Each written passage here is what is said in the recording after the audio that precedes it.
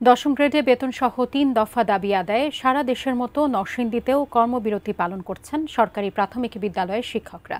এ বিষয়ে বিস্তারিত জানাতে নরসিংদীর সদর উপজেলার ব্রাহ্মণদী সরকারি প্রাথমিক বিদ্যালয় থেকে সরাসরি যুক্ত হচ্ছেন প্রতিনিধি সোহাগ মিয়া। সোহাগ, আপনি তো আছেন বিদ্যালয়ে, সেখানে শিক্ষকদের সাথে কথা বলতে পেরেছেন কিনা বা তারা কি বলছে এ বিষয়ে সার্বিক পরিস্থিতি আমাদেরকে জানাবেন।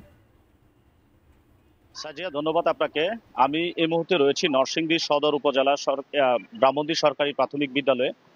এখানকার যারা শিক্ষকরা রয়েছেন তারা সারা দেশের মতো যে শিক্ষকদের প্রাথমিক শিক্ষকদের যে কর্মবিরতি রয়েছে সেটি তারা পালন করছে এবং তারা বলছেন যে শিক্ষকদের দশম গ্রেডে বেতন ভাতা প্রদান সহ শিক্ষকদের যে 10 বছর এবং 16 বছর পূর্তিতে গ্রেড সংক্রান্ত যে সমস্যা রয়েছে সেটি সমাধান সহ শিক্ষকদের বিভাগীয় যে পদোন্নতি রয়েছে সেটি শতভাগ নিশ্চিত করা সহ শিক্ষকদের যে বিভিন্ন দাবি দাবা রয়েছে সেই দাবি দাবা নিয়ে সরকারি প্রাথমিক বিদ্যালয়ের শিক্ষকরা নরসিংদীতে কর্মবিরতি করছেন।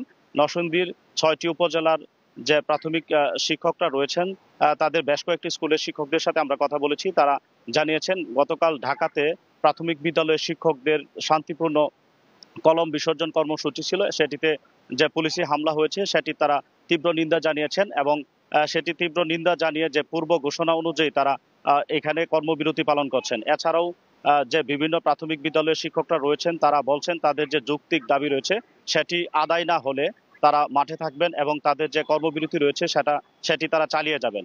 তবে এই কর্মবিরতি নিয়ে যে প্রাথমিক পর্যায়ে যারা অভিভাবক রয়েছেন তারা বলছেন যে শিক্ষার্থীদের যদি এই কর্মবিরতি যদি প্রাথমিক পর্যায়ে চলে, এখন বছরের শেষের দিকে এবং বার্ষিক পরীক্ষার সামনে যে প্রাথমিক পর্যায়ে যারা শিক্ষার্থীরা রয়েছে তাদের সিলেবাস শেষ করতে পারবে কিনা সেই বিষয়টা তারা শঙ্কা করছেন। তবে প্রাথমিক বিদ্যালয়ের শিক্ষকরা বলছেন তাদের যে 3 দফা যৌক্তিক দাবি রয়েছে সেই দাবি আদায় না হওয়া পর্যন্ত তাদের এই কর্মবিরতি চলমান থাকবে। এই ছিল নরসিংদী থেকে প্রাথমিক বিদ্যালয়ের শিক্ষকদের কর্মবিরতির সবশেষ খবর।